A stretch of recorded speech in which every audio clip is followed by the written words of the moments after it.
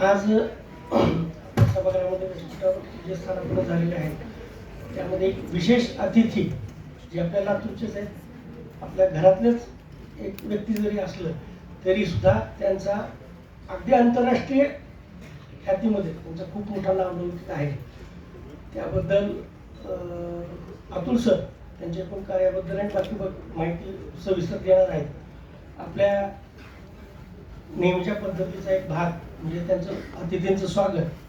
तर त्या डॉक्टर संजय देशपांडे जे आज इथं आपल्या उपस्थित आहेत त्यांचं स्वागत करण्याची विनंती. माननीय मुख्याध्यापक श्री रमाकांतजी स्वामी सर यांना करतो. त्यांनी विद्यालयाच्या व संस्थेच्या वतीनं त्यांचं स्वागत करायचं.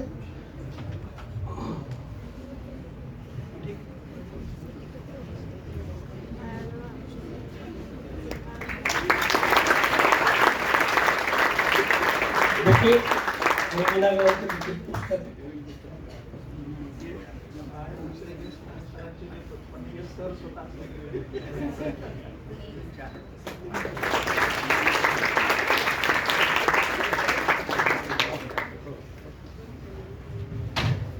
यानंतर आपण सरांना विनंती करतो त्यांनी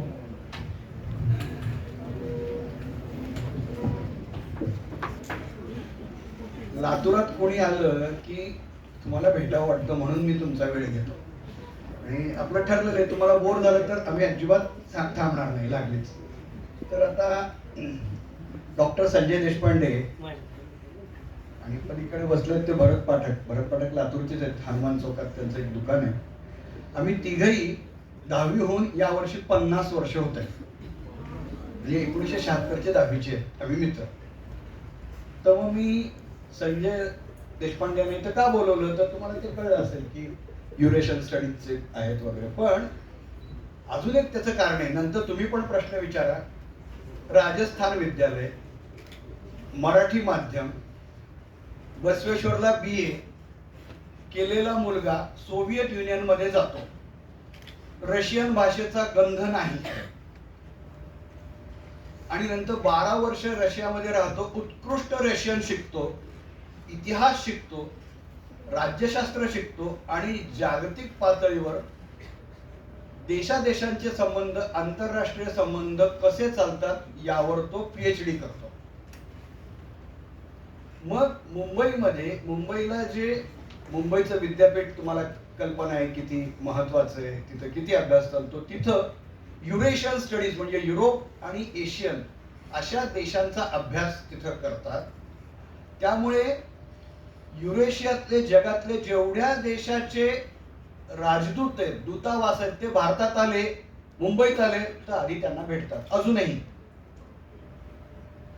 आपल्याला कल्पना आहे जगामध्ये वेगवेगळ्या देशांच्या युत्या होत असतात, दोस्ती होत असते. त्यांना गट आहेत तर ब्रिक्स, त्याच्यामध्ये ब्राझील, रशिया, इंडिया आणि चायना.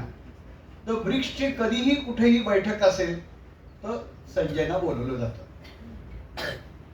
युक्रेन रशियाचं युद्ध चालू आहे, तुम्हाला माहिती आहे? नक्की? युक्रेन मध्ये आपली मूळ अडकली होती, माहित आहे? त्यांना कसं काढायचं हे परराष्ट्र खात्यांनी संजयला विचारलं. त्यांनी परराष्ट्र खात्याला सांगितलं की युक्रेन, कारण हे सगळं पाठ आहे, हे सगळे देश हा स्वतः हिंडलेला असल्यामुळं त्यांनी सांगितलं श्रेय कुणी का घेणार, भारतातले विद्यार्थी वाचवायचं काम हे संजय देशपांडे यांच्या सल्ल्यानं झालं. परराष्ट्र खातं अनेक वेळेला अनेक बाबतीत त्यांना विचारत असतं की रशियात नेमकं काय चाललंय. तर हे सगळं नंतरचं झालं. पण एक लातूरचा मुलगा मराठी माध्यमाचा असा होतो याचा अर्थ कोणीही होऊ शकतं.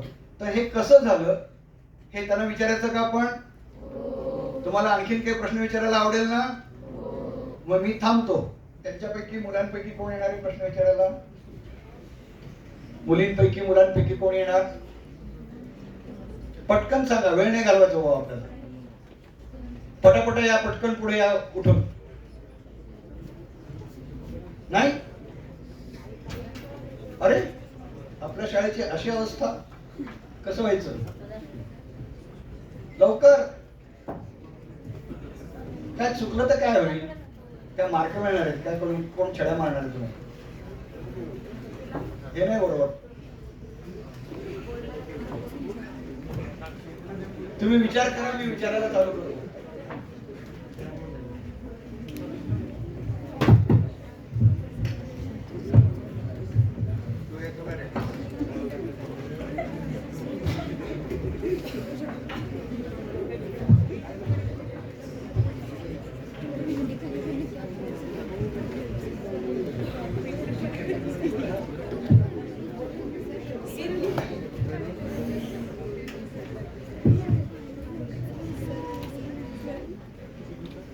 तर आधी आपण राजस्थान विद्यालयापासून सुरुवात करू.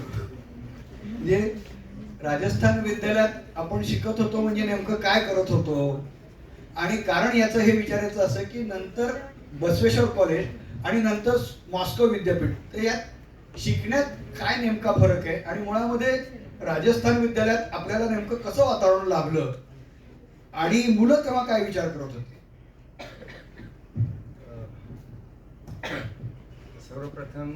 सर्वप्रथम मी या शाळेचे आभार मानतो, विशेषतः स्वामी सरांचे आणि माझा बालमित्र अतुल देऊळगावकर, भरत पाठक, आणि या संस्थेचे अध्यक्ष माझे डॉक्टर चेतन सारडा, संस्थेचे सचिव आमचे खूप जुने मित्र कमल किशोर अग्रवाल. कारण मला ह्या शाळेत आल्यानंतर असं वाटलं, कारण मी ज्यावेळेस सूची पाहिली सगळ्यांची नावं पाहिली, इतके सगळे ओळखीचे नावं वाटत होते. आता व्यंकट गर्जांची पण माझी भेट झाली. तर या दृष्टीने असं जर पाहिलं तर एक असं लक्षात आलं की मी स्वतःच्या शाळेत आलेलो आहे.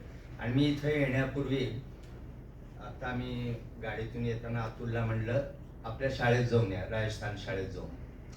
आणि गेलो, आणि मी ज्या वर्गातनं 10वी होतो तिथे ज्या बाकावर बसत होतो, आता तो बाक राहिलेला नाही आहे, हा माझ्या शेजारच्या बाकावर बसायचा.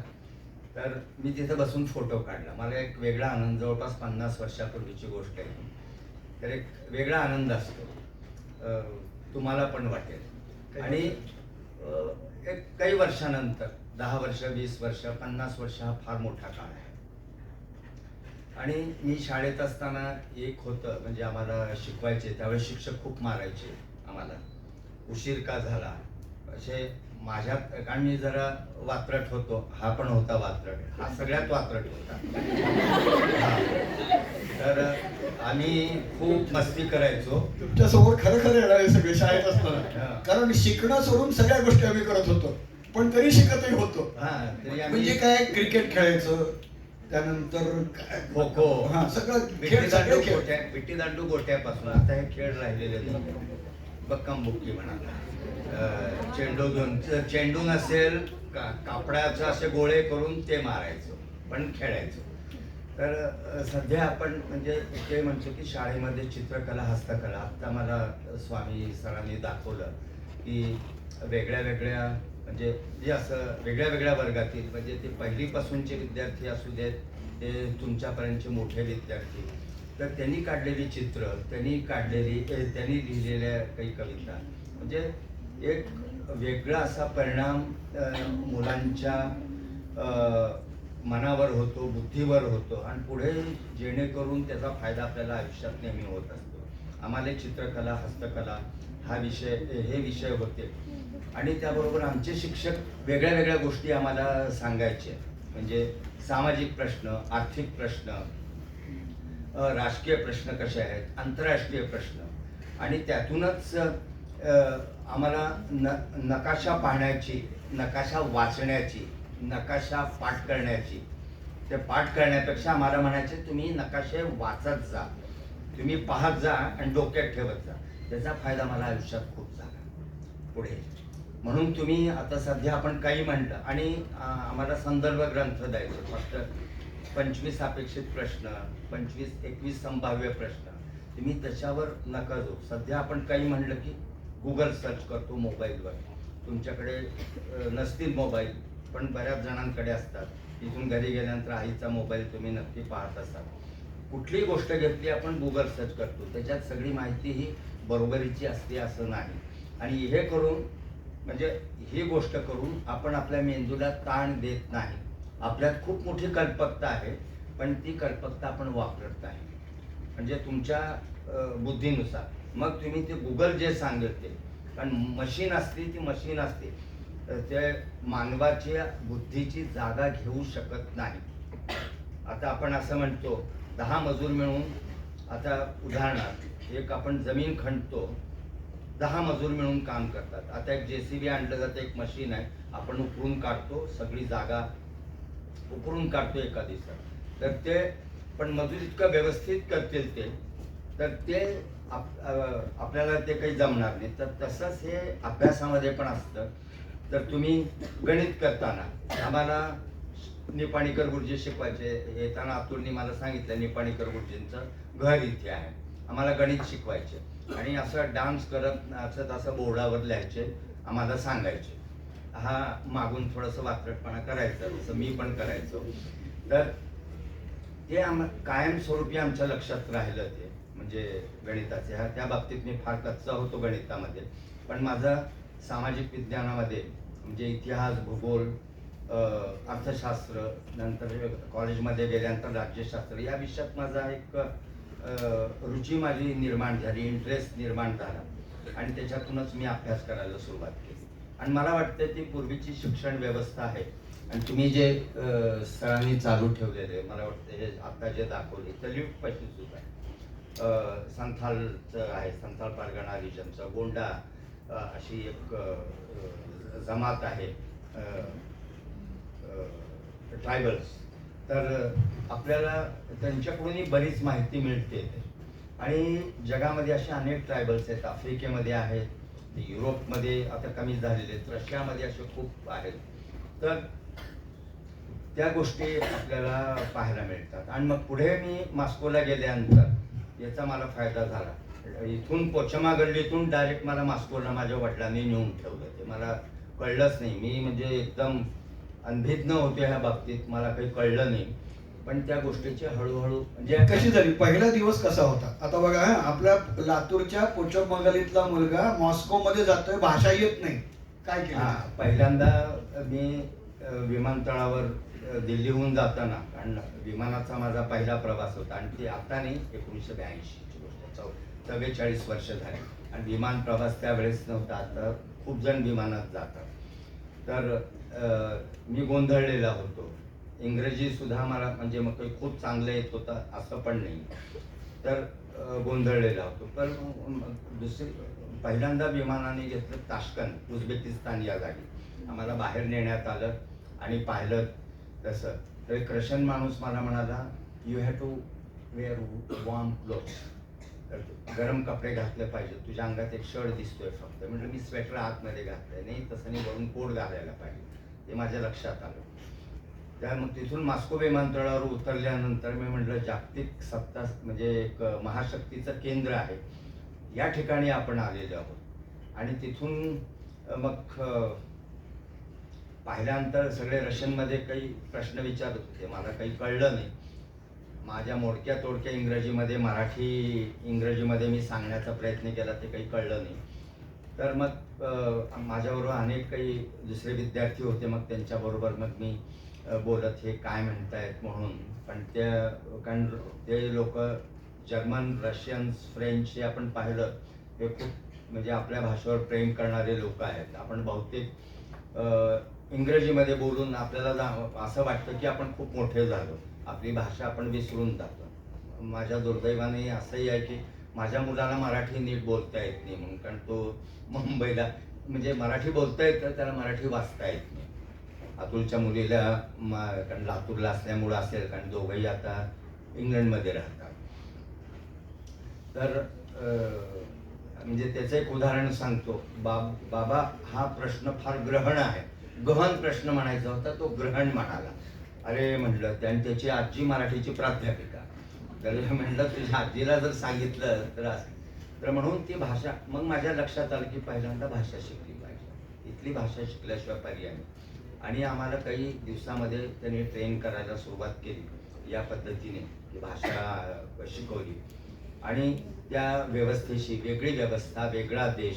आणि नोव्हेंबरमध्ये आणि तसं नाही, आता तुम्हाला शिकवायला सुरुवात केली असेल, पण आता पहिल्यांदा काही दुकानात गेला, कुठे गेला, मागणार काय हो असं तर किंवा ते- वर्गात बोलणार काय ते हो. कसं सुरू केलं असेल? आणि पहिल्यांदा गेल्यानंतर वेगळ्या वेगळ्या खंडातले, वेगळ्या वेगळ्या रंगाचे, वेगळ्या वेगळ्या देशाचे लोक.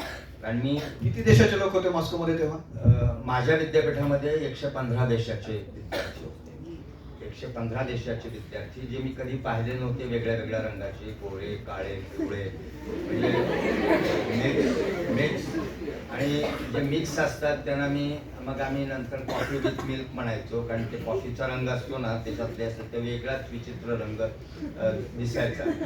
आणि काळे म्हणजे इतके असे कोळसा किंवा जांभळासारखे. तर असे पण नंतर माझे मित्र झाले ते. कारण मी इथं मुंबईला कधी आलो माझ्या मावशीकडे लातूर, मुंबईला मी गेल्यानंतर मग त्यावेळेस आम्ही मुंबईला चर्चगेट भागामध्ये नरिमन पॉईंटला बाहेरचे वेगळ्या वेगळ्या रंगाचे लोक पाहिले की मी असं अद्भुत नजरेने मी पाहायचो. पण नंतर मग मला सवय झाली, माझे मित्र झाले ते खूप जवळचे. आणि माझ्या वर्गामध्ये आम्ही 26 विद्यार्थी होतो. 19 देशाचे 26 विद्यार्थी, 19. आणि आमच्या मजल्यावर वेगळ्या वेगळ्या देशाचे लोक राहायचे, जे मी कधी देश ऐकले नव्हते. टोगो, तुम्ही कधी देश ऐकला? टोगो, साऊथ ऑफ Principe, Benin, Guinea Bissau, Honduras, हे असे माझ्या सेनेगल. जर तुम्ही फुटबॉल पाहत असाल तर माने म्हणून एक त्यांचा देशाचा एक फुटबॉलपटू आहे. तर हे असे खूपसे माझ्या अजूनही माझ्या संपर्कात आहेत, माझ्याशी बोलतात. आणि माझा रूममेट रशियन होता, त्याच्यामुळं मला रशियन शिकायला खूप एक फायदा झाला. आणि पण एक माझ्या वडिलांनी एक सांगितलं होतं की आपण तिथल्या खाद्यसंस्कृतीशी, तिथल्या राहणीमानाशी जुळून घेतलं तरच तू लवकर म्हणजे तिथं चांगल्या प्रकारे राहू शकशील. आणि ते मी राहिलो तसं. तिकडची शिक्षण पद्धती नेमकी कशी होती? तुम्हाला शिकवायचे कसं? शिकवायचे पूर्ण रशियनमध्ये. पहिल्यांदा रशियन भाषा आम्ही मग माझ्या लक्षात आलं म्हणून मी इंग्रजी भाषेत मी शिकत होते. त्यावेळेस गुगल नव्हतं किंवा यूट्यूब नव्हते, कॉम्प्युटर नव्हता, इंटरनेट नव्हता. पण तरीसुद्धा मी इंग्रजीचे पुस्तकं मी इथून नेले होते, ते वाचून किंवा काही आफ्रिकन लोकांबरोबर म्हणजे जे इंग्लिश स्पीकिंग होते किंवा युरोपियन्स होते त्यांच्याशी मी इंग्रजीत बोलून मी काहीतरी बोलण्याचा मी प्रयत्न केला. इंग्रजी शिकलो आणि त्याबरोबर रशियनसुद्धा शिकलो. आणि आम्हाला सगळं शिक्षण आमचं माझं रशियन मीडियममध्ये झालेलं, मराठी मीडियममधून रशियन मीडियममध्ये. नंतर मग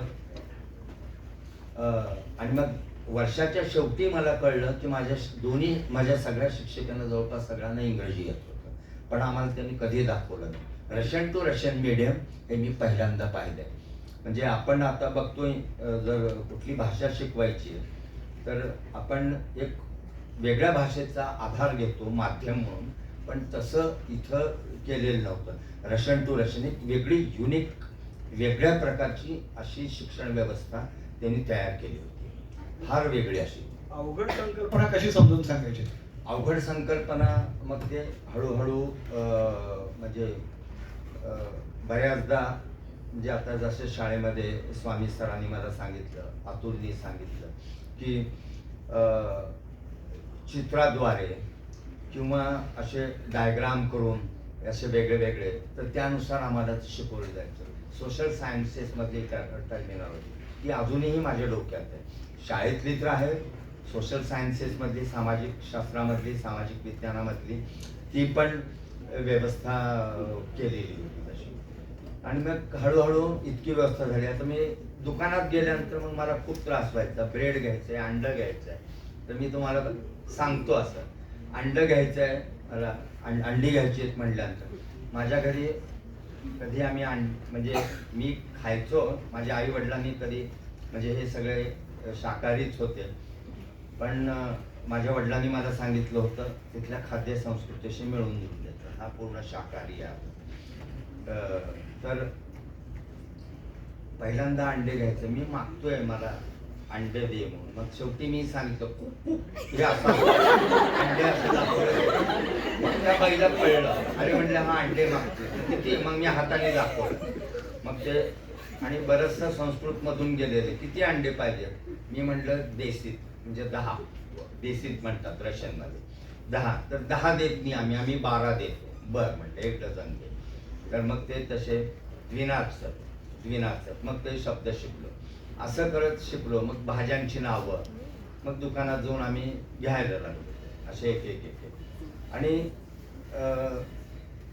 म्हटलं पहिल्यांदा मला व्हेज लागेल तसं, तर ते म्हटलं नाही, असं इथं व्हेज म्हणजे ते सूप आहे, तर फिश सूप होतं, फिश सूप. मी म्हटलं मला व्हेज पाहिजे, त्याच्यातलं फिश काढलं, हे व्हेज आहे ते चिकन काढलं, हे व्हेज आहे खाऊन टाका. तर हे अशा पद्धतीचं आहे. युरोपमध्ये पण अशाच गोष्टी आहेत. आता काय सगळीकडे भारतीयांची रेस्टॉरंट झालेली आहेत, पाकिस्तान्यांची आहेत, त्यामुळं त्यांना काही फरक पडलेला नाही. आणि आम्हाला शिकवायला शिक्षकही इतके चांगले होते. माझ्या शिक्षकामध्ये इतके चांगले शिक्षक होते, त्यांच्या विचारांचा माझ्या विचारांवर एवढा मोठा प्रभाव अजून आहे. जे रशियाचे परराष्ट्रमंत्री झाले, जे रशियाचे पंतप्रधान झाले इव्गेनी प्रिमाकोव, आणि त्यांच्या विचारसरणीचा प्रभाव आता तुम्हाला माहीत असेल व्लादिमीर पुतिन यांच्यावर अजूनही आहे. व्लादिमीर पुतिन, आणि त्यानुसार रशियाचं परराष्ट्र धोरण अजूनही चालतं तसं. आणि ते आम्हाला क्लासरूममध्ये शिकवायचे ना आम्हाला बऱ्याचदा. आणि तसं त्यांचा तोरा नव्हता त्यावेळेस, नव्हते ते तसं म्हणजे. तर ते सेंट्रल म्हणजे रशियाच्या कम्युनिस्ट पार्टीच्या पॉलिट ब्युरोचे मेंबर होते. पण आम्हाला कॉफी प्यायला न्यायचे, आमच्याशी गप्पा मारायचे. म्हणजे त्यांच्या भोवती, आता आपल्याकडे नगरसेवक जरी लातूरचा नगरसेवक असला, त्याच्या भोवती सुरक्षा रक्षकांचा किंवा आजूबाजूच्या म्हणजे चाहत्यांचा कोंडाळा असतो. त्यांचं नाही, ते एकटे यायचे आणि आमच्याशी बोलायचे, पुन्हा कॉफी प्यायचे, एकटेच ते बसनी आणि मेट्रोनी निघून जायचे. एखाद्या देशाचा अभ्यास करायचा म्हणजे कसा केला जातो? कारण युरेशियन स्टडीज डिपार्टमेंट आहे तुमच्याकडे, आफ्रिकन स्टडीज डिपार्टमेंट आहे, ओरिएंटल स्टडीज डिपार्टमेंट आहे. तर आमच्या मुलांना हे कळलं पाहिजे की एखाद्या देशाचा अभ्यास म्हणजे कशाचा अभ्यास. मी म्हणेन पहिल्यांदा त्या देशाच्या म्हणजे कुठलाही देश जर शिकायचा असेल तर त्यांच्या भाषेचा, संस्कृतीचा ह्याचा अभ्यास केला. भाषेचा अभ्यास आला की समाज जीवन, राजकीय जीवन आणि अर्थजीवन म्हणजे हे पाहायला मिळतं. आणि त्या देशामध्ये प्रवास करायला पाहिजे. आणि अतुलला माहीत आहे तसं की मी अनेक देशांना गेलेले. सोव्हिएट युनियन तर एवढा मोठा देश होता, अंदाजे किती 56 देश तरी नाही 56 नाही, 42 देशांना मला जाता आलं. जगातील 42 देश मला पाहायला मिळाले. आणि सोव्हिएट म्हणजे मी म्हणेन की पॅसिफिक पासून अटलांटिक पर्यंत, म्हणजे तुम्ही जर नकाशा पाहिला तर, म्हणजे नकाशा पहा इथे मला या हॉलमध्ये, हो, तर पॅसिफिक पासून अटलांटिक पर्यंत आणि आर्टिक म्हणतो आपण, जिथं उत्तर ध्रुवापासून आपल्या इंडियन ओशन म्हणजे हिंदी महासागरापर्यंत, आपण कन्याकुमारी चेन्नई म्हणतो तिथपर्यंत माझा प्रवास झालेला. आणि हे कधी कुणालाही म्हणजे माहीत नाही. अशा देशाने जाण्याचा योग आलेला आहे मला. इराणला कमी लोक जातात. इराणलाही एकेकाळी मला जाता आलं आणि अनेक लोकांना भेटायचं योग आला. म्हणून भाषा आणि संस्कृती जाणलं आणि तुम्ही देशामध्ये प्रवास केला, तुम्हाला बरीचशी माहिती मिळते. आता मला कुणाचं असं नाव जरी दिसलं ना, हा कुठल्या देशाचा आहे मी हे सांगू शकतो. रंगावरून सुद्धा असं बऱ्याचदा असं आता इतके मिक्स झालेले आहे तर त्याच्यामुळं कळत नाही. पण मी बऱ्याचदा सांगतो असं. मग म्हणून मुलं विचारतात मला हे कोणत्या देशाचं आहे, मला लगेच कळून येतं. म्हणून एरिया स्टडीज म्हणतात. एरिया स्टडीजला तुम्हाला भाषेचं ज्ञान अनिवार्य आहे. दोन देशांचे संबंध कसे तयार होतात? म्हणजे आपण मित्र असतात किंवा आणखीन आपले वैयक्तिक संबंध माणसांचे आणि देशाचे संबंध, याच्यामध्ये काय फरक आहे? नाही, वैयक्तिक संबंध आपण आता वैयक्तिक संबंधांना देतो की आपण त्यांना भेटलो, गळा भेट केली की आपले संबंध चांगले झाले असं म्हणता येत नाही आपल्याला. कारण ज्या वेळेस म्हणजे त्याचे वेगळे स्तर असतात. एक पीपल टू पीपल कॉन्टॅक्ट म्हणतात, लोकांचा एकमेकाशी संदर्भ, त्याला ट्रॅक टू डिप्लोमॅसी असं म्हटलं जातं. आणि मागच्या वर्षी काही देशांना, म्हणजे युरेशियन देशांना, कारण माझ्याच विषयाचं आहे हे, तर शाळेचे काही विद्यार्थी, तुमच्या वयाचे विद्यार्थी, 9वी 10वी 11वी 12वी अशा विद्यार्थ्यांना पण पाठवण्यात आलं होतं. वर्ल्ड यूथ फेस्टिवल होतं. तर ते एक प्रकारे म्हणजे त्याच वयाच्या लोकांशी एक संपर्क होतो, बोलतात. नंतर आमच्यासारखे लोक, ॲकॅडमिशियन्स आहेत, सांस्कृतिक क्षेत्रात, संस्कृती आणि कला क्षेत्रातले लोक, तर त्यांच्याशी सुद्धा बोलून, एकमेकाशी बोलून की काय हवं आहे. त्यानंतर परराष्ट्र मंत्रालयाचे अधिकारी, परराष्ट्र मंत्रालय, वाणिज्य मंत्रालय आणि सांस्कृतिक मंत्रालय, मिनिस्ट्री ऑफ कल्चर, तर हे लोक भेटूनही आपले संबंध कसे असावेत याविषयी चर्चा केली जाते. नंतर मंत्री लेवलवर परराष्ट्र मंत्री सगळे एकमेकांना भेटतात. मग ते फायनल त्याच्यामध्ये सांगितलं जातं आणि मग शेवटी शिखर परिषद होती. मग ते राष्ट्राच्या अध्यक्ष किंवा आपल्याकडून पंतप्रधान करतात, कारण आपल्याकडे राष्ट्रपती हे नाममात्र असतो सह्या करणारा, तर पंतप्रधान केले जाते. तर ते असे संबंध केले जातात. वेगळ्या वेगळ्या स्तरातून आपले परराष्ट्रीय संबंध म्हणजे प्रस्थापित होतात. मॉस्कोमधली खूप कठीण प्रसंग असा कोणता आठवतो का? तसं माझे खूप नेहमीच चांगले अनुभव आलेले आहेत, पण बऱ्याचदा 1985 पासून एक वेगळं वारं निर्माण झालेलं होतं पेरिस्ट्रोइका आणि ग्लासनोस्ट, एक त्यांना म्हणजे रिस्ट्रक्चरिंग ऑफ द इकॉनॉमी आणि एक खुलेपणा आणण्याच्या दृष्टीने. तर त्यावेळेस मात्र दुकानामध्ये सामान खूप कमी राहायचं, तर आम्हाला मिळायचं नाही. खूप लांब रांगेमध्ये उभं राहायचं. ब्रेड आणि अंड्यासाठी सुद्धा मांस घ्यायचं आहे तुम्हाला, किंवा काही धान्य घ्यायचं. डाळी आपल्याकडचं ते प्रमाण खूप कमी असतं. डाळ म्हणजे एक दिवस आधी भिजवून ठेवा, कुकरमध्ये 4 तास भिजवून ठेवा, तरीसुद्धा ते लवकर व्हायचं नाही, चावता यायचे नाही, अशा प्रकारची डाळ. तर ते व्हायचं नाही, बऱ्याचदा असं होऊन जायचं. आणि नंतर 1991 साली ऑगस्टमध्ये मला आठवतं की मॉस्कोच्या रस्त्यावर मी रणगाडे खूप पाहिले की कशामुळं असे झालेले. तर एक सोव्हिएट युनियनच्या विघटनाखाली, आपण रशियाला पूर्वी सोव्हिएट युनियन म्हणायचो, 15 देशाचं. तर आपल्याकडे दुर्दैवानं सोव्हिएट रशिया म्हणतात, तर त्यावेळेस ते सोव्हिएट युनियन म्हणायचे. तर तसं ते झालेलं होतं. पण ती एक व्यवस्था त्यांनी चांगली केली होती. शिक्षण व्यवस्था, आम्हाला शिक्षण फुकट होतं, हॉस्टेल फुकट होतं, फीस नव्हती. त्यानंतर जगातल्या कुठल्याच विद्यार्थ्यांना शिक्षण फुकट होतं? सगळ्यांना फुकट होतं. आणि मेडिकल ट्रीटमेंटसुद्धा, मी सुद्धा त्याचा लाभार्थी आहे. त्या मेडिकल ट्रीटमेंटचं पण तसं मला अनेकदा मिळालेली. त्याचा पाय जो इथं गेला, तर चांगला पाय त्याला तिकडं ऑपरेशन करून बसवलेला आहे मॉस्कोमध्ये. इथं 8वीत असताना 1974 साली त्याचा इथं रेल्वे अपघातात पाय गेला, राजस्थान शाळेपासून जवळ. इथं रेल्वे स्टेशन होतं. हां, तिथं गेला, पण त्याला चांगली ट्रीटमेंट पूर्णपणे मोफत मॉस्कोमध्ये मिळालेली. आणि शिक्षण व्यवस्थाही चांगलीच आहे होती ती. आता सध्या मुलांकडनं काही प्रश्न आहेत? हां, ती हे होणार ना, पत्रकार होणार आहे. तुम्ही युक्रेन आणि रशिया महायुद्धामध्ये काही सल्ले दिले? महायुद्धाने दररोज होत नाही, युद्ध आहे लहान. मग ते तुम्ही सल्ले कोणते कोणते दिलेत? नाही, म्हणजे हे युद्ध का होतंय, कारण मला फार वाईट वाटतं. कारण हे सगळे स्लाविक वंशाचे लोक आहेत. Russia, Ukraine, Belarus, Serbia, Bulgaria, Poland, हे सगळे स्लाविक, स्लोवेनियन्स, स्लोवाकियन्स, तर हे सगळे आहेत. तर ते एकमेकात युद्ध करतायत, तर ते फार वाईट आहे. तर मला विचारण्यात आलेलं होतं की भारतीय नागरिकांना बाहेर कसं काढायचं, विशेषतः विद्यार्थ्यांना. आणि आपल्याकडे इतके मोठं त्यावेळेस एक मशरूम सारखं इतके लोक निर्माण झाले, असे ॲडवायझर्स, एक्सपर्ट्स असे मार्गदर्शक की आम्ही सांगतो म्हणून. पण हे लक्षात आलं नाही की एखादे ते भूगोल, मग माझ्या लक्षात आलं एखादे भूगोल माहीत नाही.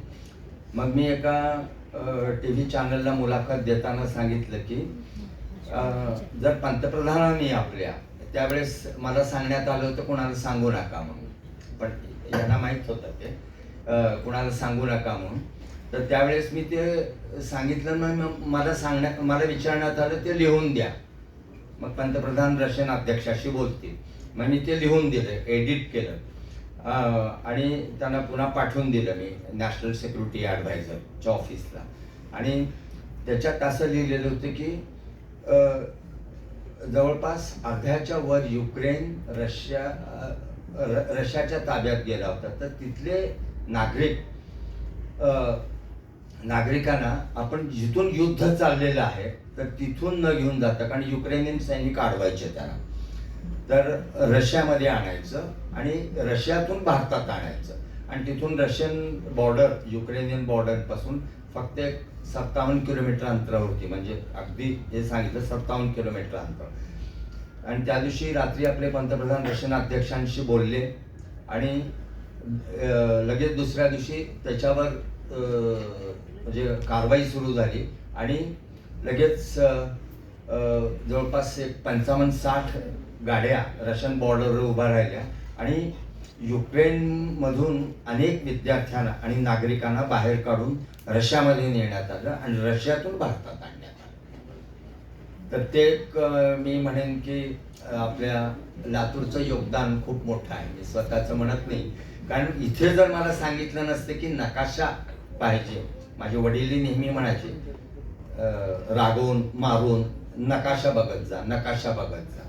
आणि त्याच्यातून मला ते म्हणजे एक प्रेरणा मिळाली, गोडी निर्माण झाली. आणि कुठलाही इतिहास शिकण्यापूर्वी, कुठलेही राज्यशास्त्र अर्थशास्त्र शिकण्यापूर्वी नकाशा, भूगोल माहिती राहणं फार गरजेचं आहे. तुम्हाला किती भाषा येतात म्हणजे इतक्या साऱ्या नाही, मी देशामध्ये फक्त गेलात? रशियन, बाकी बरंचसं कळतं मला. म्हणजे स्पॅनिश बोलले की मला बरंचसं कळतं, स्पॅनिश फ्रेंच बोललं की कळतं, रशियन, इंग्रजी. आता इंग्रजीमध्ये मी बऱ्यापैकी, कारण मुंबई विद्यापीठात जवळपास 30 वर्ष मी आहे आणि 14-15 वर्ष झाले मी संचालक आहे. हिंदी, मराठी मला थोडं कानडी पण मला समजतं, म्हणजे तसं स्वल्प बरतलं कन्नडा, तुमच्यातलं कोणी आहे.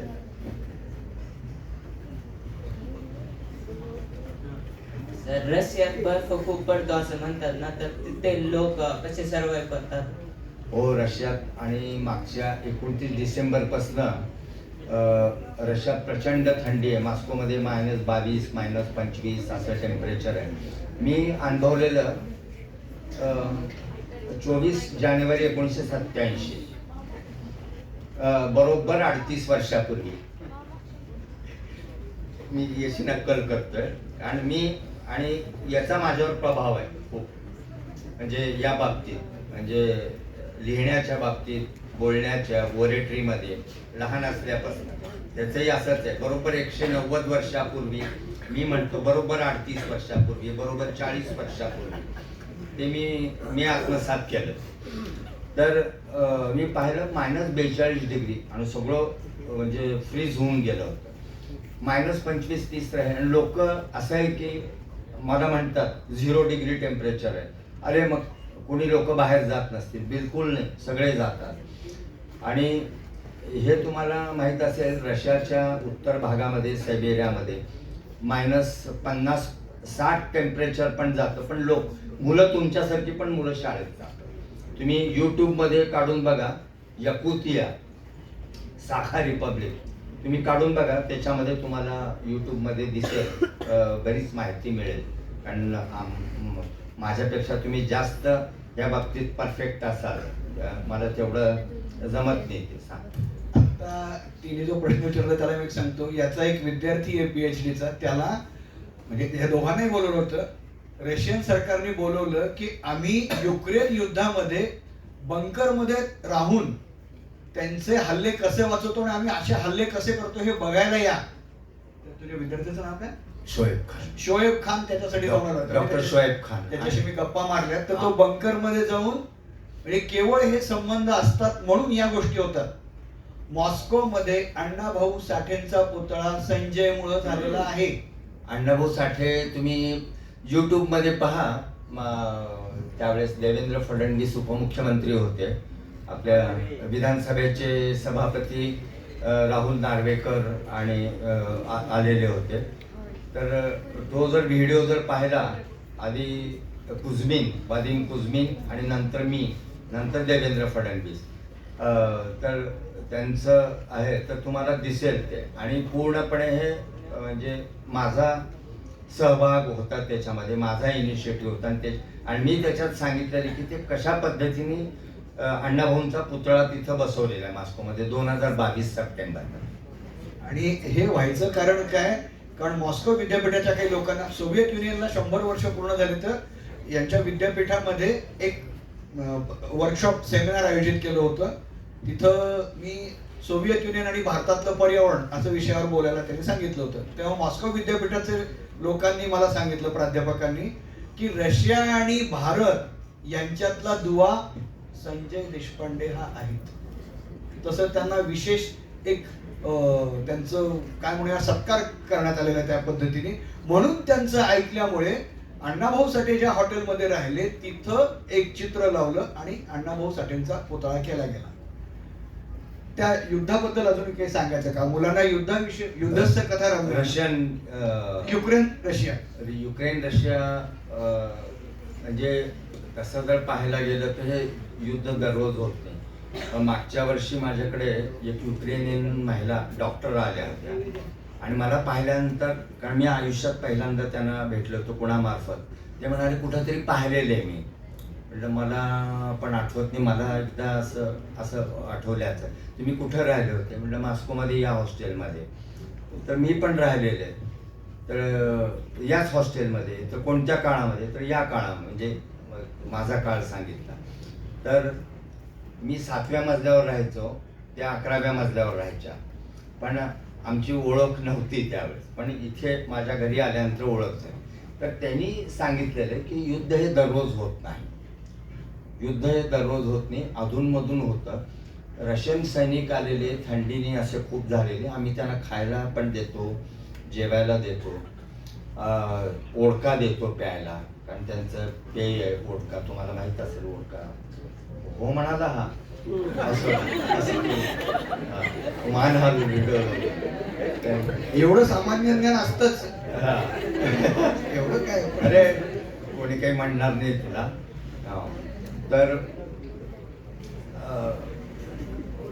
आणि कुणाच्या घरी गेलं ना, तुझ्या एवढे म्हणजे तुमच्या एवढे मुलं सुद्धा म्हणजे त्यांच्या घरी गेलं तर त्यांच्या टेबलवर ठेवलेलंच असतं. म्हणजे आपण चहाला बोलवलंय म्हणजे असं नुसतं चहा नाही, वोडका, वाईन, शॅम्पेन सगळं ठेवलेलं असतं आणि टेबल पूर्ण भरलेला असतो. आणि ते खात राहतात, पितात, पुन्हा खातात, पुन्हा पितात. आणि म्हणजे असं नुसतं. आणि ते जेवण आणि खाण्यापिण्याजवळ 6 तास 7 तास चालतं. म्हणजे ते टेबलावरच बसवतात, सोफ्यावर नाही. असं नुसतं डायनिंग टेबलवर जेवण झालं उठायचं, टेबलवरच बसायचं 6 तास 7 तास. तर अशा पद्धतीने चालतं. तर ते दररोज युद्ध चालतं असं नाही, अधूनमधून चालतं. आणि हे युद्ध मी म्हणेन की रशिया युक्रेन नाही आहे, तर रशिया आणि पाश्चिमात्य देश, नाटोचं असं आहे. आणि शांघाय कोऑपरेशन ऑर्गनायझेशन आणि कॉमन सिक्युरिटी ट्रीटी ऑर्गनायझेशन त्यांच्या पण मी कोअर कमिटीवर आहे. शांघाय कोऑपरेशन ऑर्गनायझेशन तुम्ही पाहिलं म्हणजे ऐकून असाल. भारतही त्याचं मेंबर आहे. त्यांच्या कोअर कमिटीवर, ॲडव्हायझरी कमिटीवर माझी नेमणूक झालेली मागच्या वर्षी. म्हणजे नोव्हेंबरमध्येच मला शांघायला जायचं होतं कॉन्फरन्सला, मी जाऊ शकलो नाही. इथं काही मुलांच्या मनात प्रश्न आहे, ते सांगणार नाहीत. आणि आम्ही इथं बोललेलं इथंच सांगू, बाहेर कोणाला सांगणार नाही. भारताची नेमकी प्रतिमा परराष्ट्र जगामध्ये काय? आपण विश्वगुरु वगैरे आहेत असं काही प्रतिमा आहे का? नाही, विश्वगुरु ती अशी म्हणजे बाहेर कुठं नाही. भारत एक देश आहे, शांतताप्रिय देश आहे. आणि मुख्य म्हणजे महात्मा गांधींची प्रतिमा फार मोठी आहे. म्हणजे त्यांचं नाव खूप मोठं आहे. जगातल्या अनेक देशांमध्ये त्यांचे पुतळे. नेहरूंचं परराष्ट्र धोरणे फार मोठ्या प्रमाणात नेहमीच त्याच्याविषयी चांगले उद्गार काढले जातात आणि त्यांचे पुतळे आहेत. आणि मी असं म्हणेन की भारताचं परराष्ट्र धोरण अजूनही नेहरूंच्याच परराष्ट्र धोरणाची ही प्रतिकृती आहे आणि ते म्हणजे अजूनही ते सातत्य कंटिन्युटी अजून आहे ती तशी. पण भारताविषयी प्रतिमा या काळामध्ये खूप सुधारली असं काही झालंय? नाही, तसं असं वाटत नाही की तसं आहे म्हणून. जसं पूर्वी होती तशीच प्रतिमा आहे. आणि तुम्ही जर म्हणलं आर्थिक विकास म्हणजे ही सातत्याने चालणारी प्रक्रिया आहे आणि ती तसंच चालत राहील. जगातल्या सगळ्या देशामध्ये आहे. आता लहानसा बुरुंडी म्हणून एक देश आहे. बुरुंडी नाही, रुवांडा एक लहान देश आहे. कधी ऐकलं असेल तुम्ही आफ्रिकेमध्ये. तर त्या देशाचं इन्फ्रास्ट्रक्चर, अंगोला, त्यांच्या पायाभूत सुधारणा एवढ्या मोठ्या प्रमाणात आहेत. त्यांच्या रस्ते इतके चांगले आहेत. तुम्ही यूट्यूबमध्ये पुन्हा काढून पाहू शकता. अतुल सर म्हणाले की तुम्ही ब्रिक्स संघटनेमध्ये जाता, मग तिथे नेमकी कोणत्या गोष्टींवर चर्चा होते व त्यात भारताची भूमिका काय असते? ब्रिक्समध्ये कारण आपण आता पुन्हा 5 मेंबर्स आहेत. तर एक समान कार्यक्रम, समान सूत्री कार्यक्रम कुठला असावा याच्यावर चर्चा होते. आता मागच्या वर्षी म्हणजे 2024च्या जूनमध्ये मी गेलो होतो आणि नंतर ऑक्टोबरमध्ये, जून आणि जुलै, ऑक्टोबरमध्ये मोदी जाणार होते. शिखर परिषद होती कझानमध्ये रशियाच्या. तर आम्हाला 4 दिवस बोलवलं होतं. तर आम्ही जाऊन बोललेलो की कोणते कोणते मुद्दे मांडले पाहिजे. तर मी मांडलेले मुद्दे असे एक होता की इंटर युनिव्हर्सिटी लिंकेजेस, म्हणजे युनिव्हर्सिटी एक कोलॅबरेशन राहिलं पाहिजे आणि शिक्षणाच्या संदर्भामध्ये सगळ्या देशांचा एक कार्यक्रम राहिला पाहिजे. फक्त उच्च शिक्षण नाही तर तुमच्यासारख्या मुलांना पण त्याच्यामध्ये संधी मिळाली पाहिजे.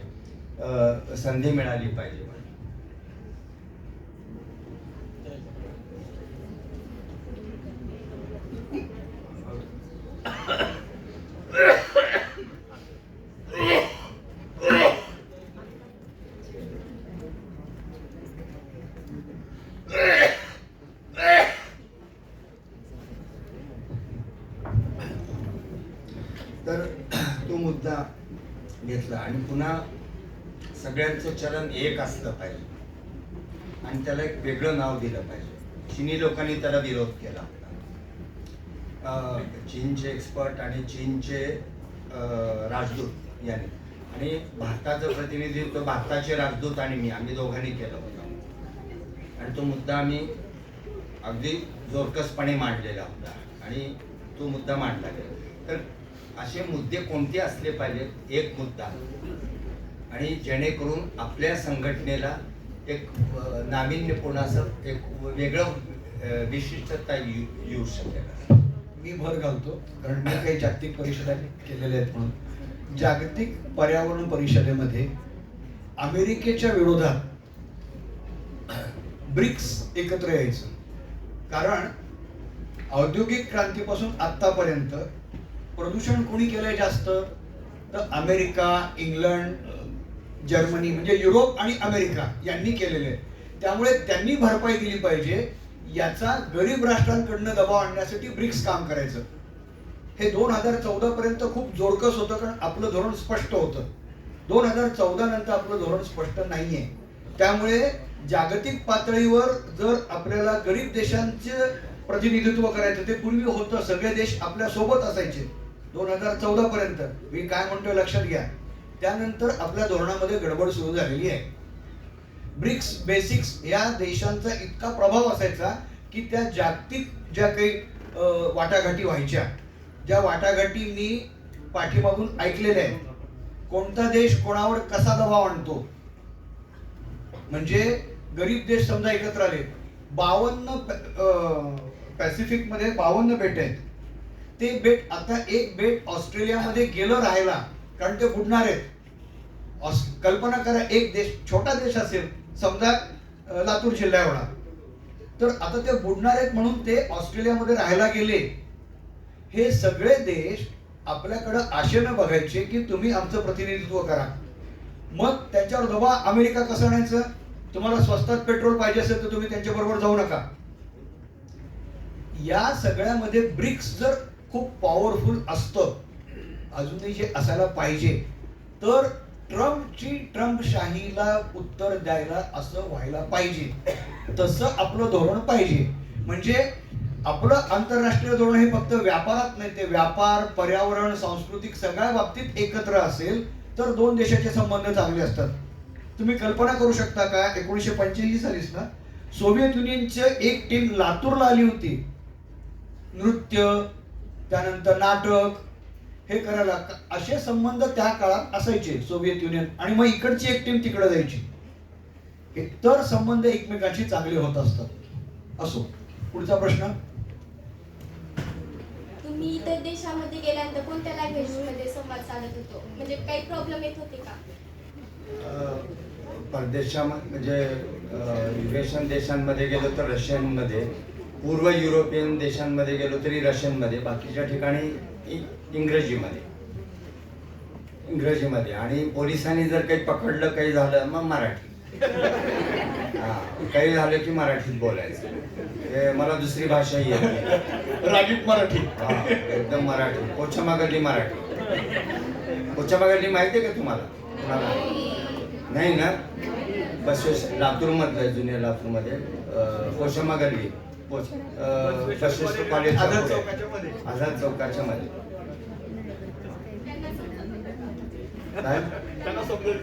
मराठी त्यांना नाही समजायचं. आणि पण एवढं आहे, मॉस्कोमध्ये रेडिओवर मॉस्को नभोवाणी होतं. मॉस्को नभोवाणी, आणि बरेच वर्ष चालायचं. मी शनिवार रविवारी काम करायचो काही वर्ष, 4 वर्ष मी काम केलं. तर त्यावेळेस मी बातम्या द्यायचो. आधी रशियनचं मराठीमध्ये भाषांतर करायचो आणि पुन्हा बातम्या द्यायचो. मग ते बातम्या असं राहायचं, मॉस्को नभोवाणी संजय देशपांडे आपल्याला बातम्या देत आहे.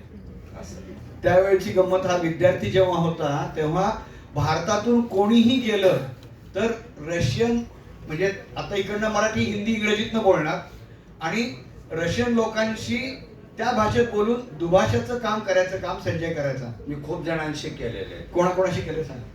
त्याच्यामध्ये एक मी कपूर फॅमिलीशी, कपूर कुटुंबाबरोबर मी खूप काम केलेलं आहे. अमिताभ बच्चन, मिथुन चक्रवर्ती, मिथुन चक्रवर्ती, शबाना आझमी, ओम पुरी, दीप्ती नवल आणि अमरीश पुरी. आणि राजकीय क्षेत्रामध्ये राजीव गांधी, वसंत साठे, विठ्ठलराव गाडगीळ यांच्याबरोबर मी काम केलेलं आहे. हो, राज कपूरची चित्रपट, मिथुन चक्रवर्तीची चित्रपट फार प्रसिद्ध. मी मिथुनला घेऊन निघालो होतो, मिथुनदा म्हणून. सगळ्यांनी विचारलं काय, मिथुनच्या अंगाला असा हात लावून बघत होते, हा कोण आहे म्हणून. म्हणजे असं त्याला वाटलं फार मोठा डान्सर आहे. विचारलं, संजय क्या कर रहे हो? संजय क्या कर रहा है? त्याचा आवाज असा. अरे मी म्हटलं ते काही नाही, म्हणजे हा त्याला वाटतं नाचतो म्हणजे हा नाचतच चालतो. तसं नाही. कोणते सिनेमे त्याचे हिट होते? डिस्को डान्सर तुझा म्हणजे इतका फेमस होता. आणि कपूर फॅमिली बरोबर अजूनही माझे चांगले संबंध आहेत. आता रणधीर कपूरचं नवीन घर झालं बांद्राला, त्यांनी मला बोलवलं होतं. आता बरेचसे लोक नाही आहेत. कृष्णा कपूरही खूप बोलवायच्या, कारण रशियन लोकांशी फार चांगले संबंध असल्यामुळं. राज कपूर तिकडे हिट होता. राज कपूर चालला तर रस्त्यावरनं सुद्धा लोक त्याला बघायला थांबायचे. आवारा हूं, विशेषतः या सिनेमासाठी, गाण्यासाठी. आवारा, मेरा जूता है जापानी. आणि देवानंद पूर्वी होता, पण देवानंदाचं नाही, पण राज कपूर खूप. आणि आताच्या काळामध्ये जर पाहायला गेलं तर शाहरुख खान आणि सलमान खान सेंट्रल एशियामध्ये जास्त आहे. आणि एक गोष्ट अशी आहे, मला मागच्या वर्षी उर्दू एक पुरस्कार दिला गेला होता भेंडी बाजार मध्ये मुंबईला, जावेद अख्तरच्या हस्ते. मी बोलताना सांगितलं मी शबाना आझमी बरोबर मी काम केलेलं आहे म्हणजे इंटरप्रिटेशनचं. तर ते झाल्यानंतर त्यांनी फोन लावला चहाच्या वेळेस आणि शबाना ऐसे ऐसे लडका था याद है क्या, हा याद आहे म्हणून मग त्यावेळेस माझं बोलणं झालं शबाना आझमीशी. मागच्या वर्षीची गोष्ट आहे. ह्या क्षेत्राचा विचार केला तर हे क्षेत्र खूपच वेगळं आहे, म्हणजे ऐकण्यात येत नाही. तुम्ही हे क्षेत्र का निवडलं आणि आम्हाला जर हे क्षेत्र म्हणजे करायचं असेल पुढे तर आम्हाला काय करायला हवं, म्हणजे स्टेप वाईज कुठलं शिक्षण घ्यायला हवं, काय लक्ष द्यायला हवं जास्त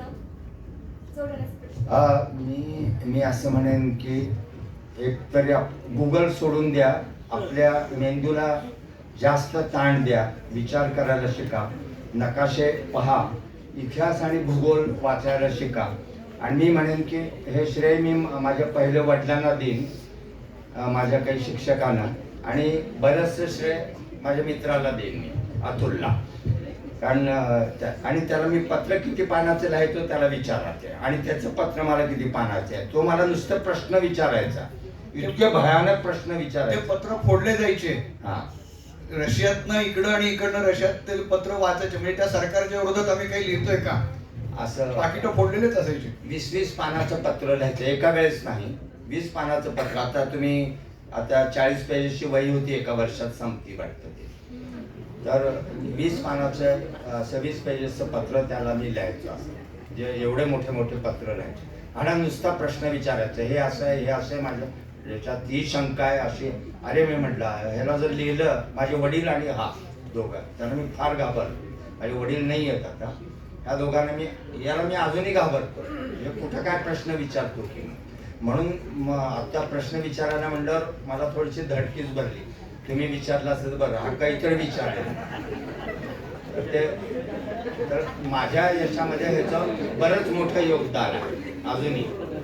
आणि आम्ही 60 वर्ष झालं आम्ही मित्र आहोत, म्हणजे अगदी लहान असते, बालवाडी पहिलीतले दुसरीतले असं.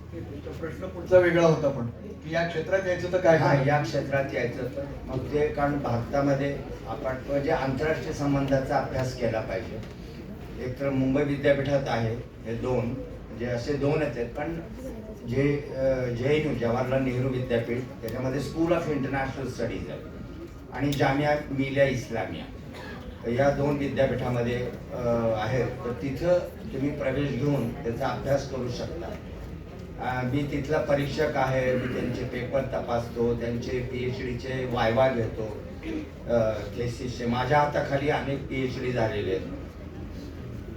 तर हे एक असं आहे आणि त्याचा फायदा असा होतो, UPSC पास करायला सुद्धा तुम्हाला फायदा होतो आणि तुम्ही डिप्लोमॅट होऊ शकता किंवा IAS होऊ शकता. तर आंतरराष्ट्रीय संबंधाचा अभ्यास हे वेगळा आहे. त्याच्या म्हणजे माहिती खूप कमी आहे, मला पण नव्हती. माझं शिक्षण परदेशात झाल्यामुळं मला ही संधी मिळाली आणि जवाहरलाल नेहरू विद्यापीठ हे सर्वात उत्कृष्ट विद्यापीठ. गप्पा खूप मारता येतील, तुमचा मी फार वेळ घेत नाही. फक्त मला मॉस्को विद्यापीठातले अनेक प्राध्यापक असं म्हणाले 2 वेळेला की तुमचं सरकारला अशा स्कॉलरची किंमत नाही. म्हणजे खरं तर संजय हा आपला राजदूत व्हायला पाहिजे, पण हा पुढं करत नाही, स्पष्ट बोलतो. याची किंमत असणारे नेते वर असायला लागतात, त्याच्याकडे लक्ष देणारे की किती मोलाचा सल्ला देऊ शकतो. म्हणजे अनेक देशाचे पंतप्रधान, अनेक देशाचे परराष्ट्र मंत्री ज्याला फोन कॉलवर उपलब्ध आहे. नाहीतर ब्युरोक्रॅट्स म्हणजे अधिकारी असतात, ते काहीतरी लबाड्या करत बसतात, स्वतःचा कुठंही इंटरेस्ट नाही, फक्त देशाचा इंटरेस्ट, आपल्या नागरिकाचा इंटरेस्ट, अशी याची ख्याती इतरांकडनं ऐकल्यानंतर आपल्याला लक्षात येतं की काय पद्धतीनं आपल्याला हे सगळं करता येतं. तर ऑक्टोबरमध्येच रशियाचे परराष्ट्रमंत्री, म्हणजे अनेक देशाचे परराष्ट्रमंत्री होते तिथे आणि इतके असे रशियाचे परराष्ट्रमंत्री निघाले. मी उभा होतो मग मी एकदम त्यांना हाक मारली, पाहिले. त्यांनी मला पाहिलं, मागे वळाले. मग माझ्याशी बोलून मग गेले. कारण म्हणजे मला असं काही बोलायचं नव्हतं, मला वैयक्तिक काही म्हणजे माझं विचारायचं होतं. म्हणजे मला एक मदत हवी होती, तर मी त्यांना सांगितलं आणि त्यांनी ते केली. मुख्य म्हणजे ते म्हणाले मी नक्की करेन, आणि मला 15 दिवसात 20 दिवसामध्ये मला त्यांनी ते कळवलं. म्हणजे असं पण होऊ शकतं. आणि अजून एक आहे, म्हणजे अतुलनी जसं सांगितलं, काही गोष्टी म्हणजे मनातून जातात. 2014-2015 मध्ये मी एक प्रोजेक्ट केला होता की भारतात, कारण पश्चिम आशियातली म्हणजे हे अरब देशांमध्ये स्थिती अशी आहे, तर आपल्याला तेल आणि नॅचरल गॅस कुठून मिळेल? कारण इराणमध्ये प्रॉब्लेम आहे. आता हे ट्रम्प आल्यानंतरही आता आपल्याला कळूनच आलेलं आहे. तर भारताचं एक परराष्ट्र धोरण असं असलं पाहिजे. म्हणून मी सांगितलं की रशियातून आणि फार ईस्ट इथून आपण तेल कसं आणायचं, त्याच्यावर एक प्रोजेक्ट केला होता. सायबेरिया फार ईस्ट इंडियन ओशन पाईपलाईन, ते पॅसिफिक ओशनमधून बायपासिंग चायना कसं आणायचं, आणि त्याचं मी ONGC विदेश समोर प्रेझेंटेशन केलं. ते मिनिस्ट्री ऑफ पेट्रोलियमला पाठवण्यात आलं, तिथून PMOला पाठवण्यात आलं. आणि मी अभिमानाने सांगेन ते 2023 मध्ये तो रूट तयार झाला. त्याला व्लादिवोस्तोक चेन्नई मॅरिटाईम रूट म्हणतात. ते माझा प्रोजेक्ट आहे, माझ्याकडे कॉपीराईट्स आहेत त्याचे, ते मी केलेलं आहे. ते आपल्या लातूरचा अजून एक आणि भारताला बरंचसं तेल त्याच्यातून मिळतं स्वस्त दरामध्ये अजूनही, आणि चांगल्या प्रतीचं तेल आहे. तर ते व्लादिवोस्तोक चेन्नई मॅरिटाईम रूट. पण जसं अतुलनी सांगितलं की ब्युरोक्रॅट्स हे होऊ देत नाही आणि नाव आपलं देतात, क्रेडिट दुसरं घेतात, तर ते तसं आहे. पण माझ्याकडे ऑफिशियली त्याचं आहे लिहून दिलेलं.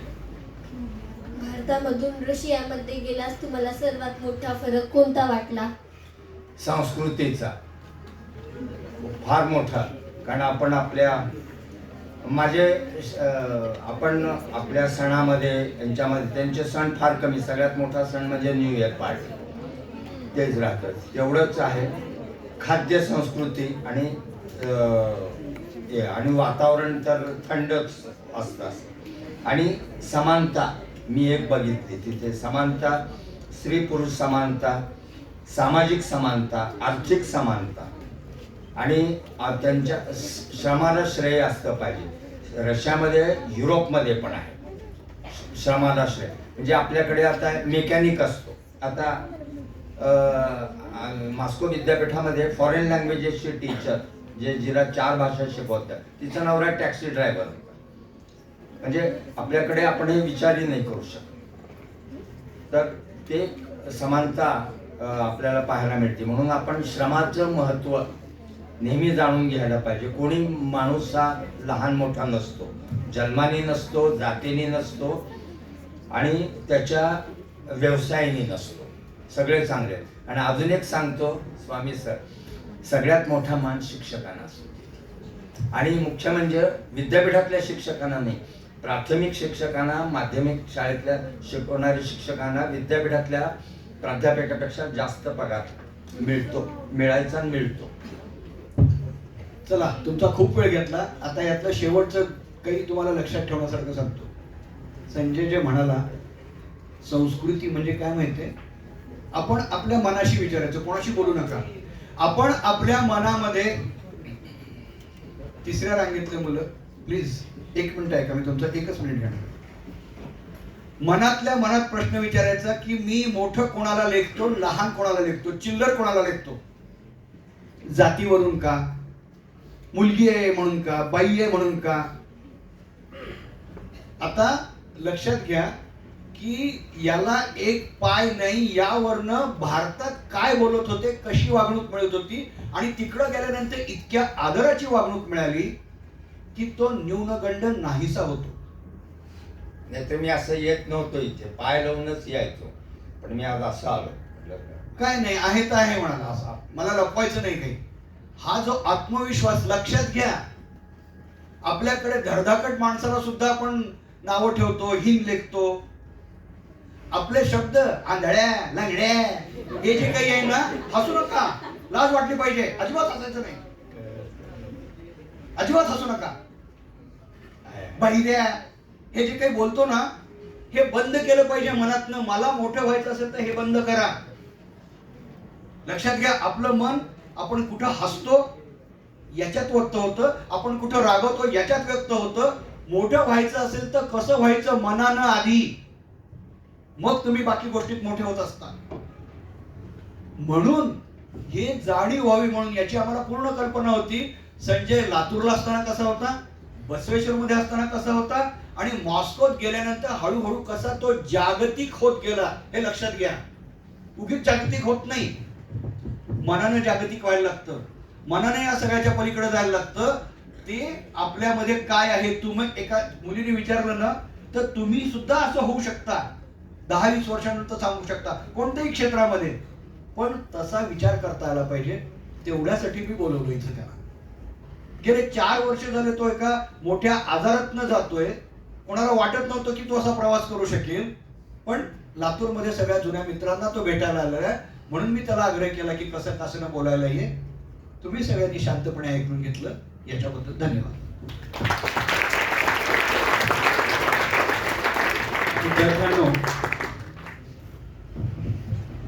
आपल्या समोर डॉक्टर संजयजी देशपांडे सर इतका वेळ बोलत होते, ज्यांनी राष्ट्रीयच नाही तर आंतरराष्ट्रीय स्तरावर कुठल्या पातळीवर कार्य केलेलं आहे, करत आहे, याची पुनरावृत्ती मी करत नाही. एवढ्या चर्चेतून सगळं तुम्ही ऐकलेलं आहात. आणि ते स्वतःहून सांगतात की ज्यांचा माझ्यावर प्रभाव आहे किंवा ज्यांच्या प्रश्नाला आज मी घाबरतो असे अतुलजी असतील. कसल्या व्यक्ती आज तुमच्या समोर या ठिकाणी बसलेले आहेत? खरं तर अशा व्यक्ती तुमच्या समोर बसून आंतरराष्ट्रीय रिलेशन या विषयावर 9वीच्या विद्यार्थ्याशी संवाद साधतात. खरं तर ही आपल्या विद्यालयासाठी स्वर्ण अक्षराने नोंद करून ठेवावी अशीच ही निश्चित घटना आहे. कोणी विश्वासही ठेवणार नाही की ह्या व्यक्ती तुमच्याशी येऊन या ठिकाणी बोलतात. कारण तुम्ही बसलेले सगळे विद्यार्थी एका त्या कूप मंडुकासारखा आहे, घरट्यामध्ये एकच विचार करतात, मला डॉक्टर व्हायचं, मला इंजिनियर व्हायचं, medical, engineering, foundation, science, math. निवळ एवढ्या मर्यादित विश्वात जगणारे विद्यार्थी आहात.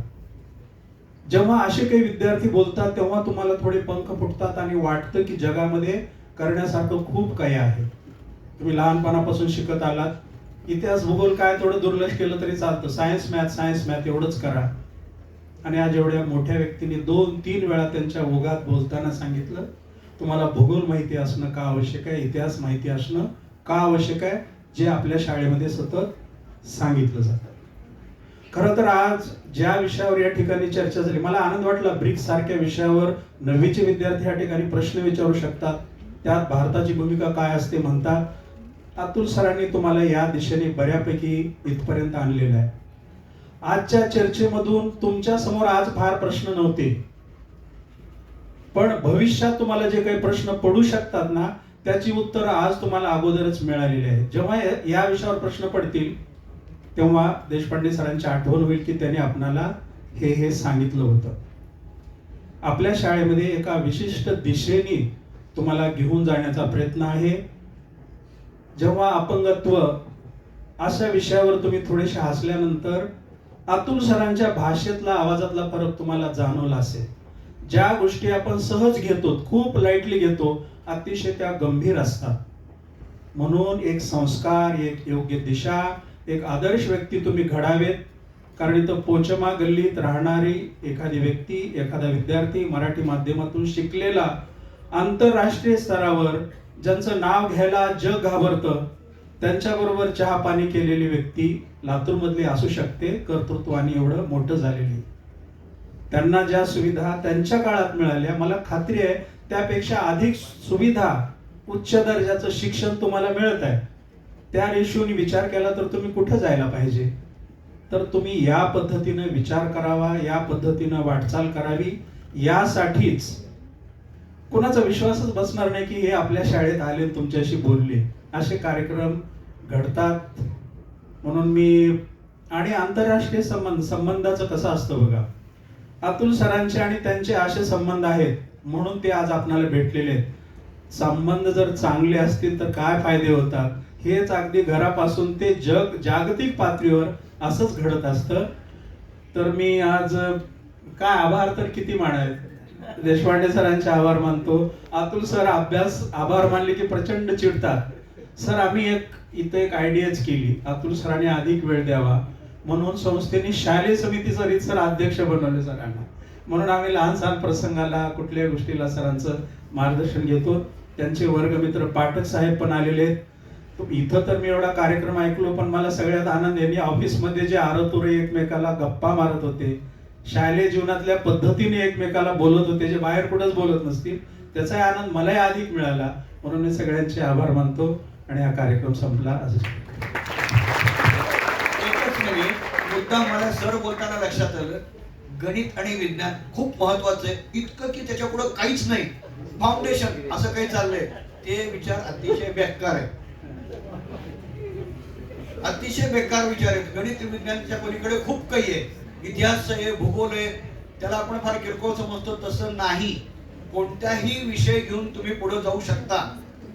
आणि गणित आणि विज्ञानामुळे काही अडलं नाही संजयचं, अजिबात पुढे काही. नंतर सगळंच करता आलं, समजून घेता आलं सगळ्याच गोष्टी. तर एवढं लक्षात ठेवा, आपण कुठे ना कुठून तरी कुठेही जाऊ शकतो. 10वीला असताना माझा नंबर परीक्षेला माझ्या मागे यायचा नंबर, म्हणजे असं पण आहे. आणि नुसतं असं मागे वळून पाहिलं की ते पर्यवेक्षक म्हणायचे, हे मागे मी बघायचं रे. पण मी असं ह्यांनी काय लिहिलंय म्हणून, गणित आणि विज्ञानाच्या वेळेस त्यांनी ते लिहिलं. तर असं होतं. आणि मी म्हणजे तसं मी फार कमी वेळेस शालेय मुलांशी संवाद साधतो. आणि एकतरी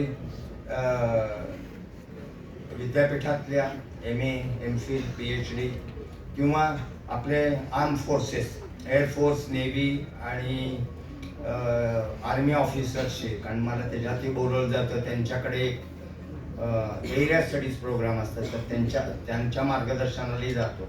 आणि जे इंडियन फॉरेन सर्व्हिसेसचे लोक आहेत तर त्यांनाही वेगळ्या वेगळ्या विषयावर लेक्चर द्यायला, म्हणजे माझे अनेक विद्यार्थी फॉरेन सर्व्हिसमध्ये आहेत. तर त्यांच्याशी मला असं नेहमी वेगळ्या वेगळ्या विषयांवर संवाद साधायला. पण मला वाटलं नाही की म्हणजे ह्याने माझं काम खूप सोपं केलं. तू विचारलं म्हणून मला झालं. आता मी काय बोलावं मला माहीत नाही, कारण मग मी असं बोलणं की मग यांना कंटाळा येणार. म्हणून माझ्या भाषेमध्ये मी समजावण्याचा मी प्रयत्न केला आणि प्रश्न विचारल्यामुळं खूप झालं. आणि तुमच्याशी संवाद साधता आला, खूप बरं वाटलं मला. धन्यवाद. लवकरच भेटूयात. तुम्हा सर्वांना शुभेच्छा. या शाळेला खूप खूप शुभेच्छा. फक्त अर्धा मिनिट बोलतोय, कारण काय का बोलावं वाटतंय.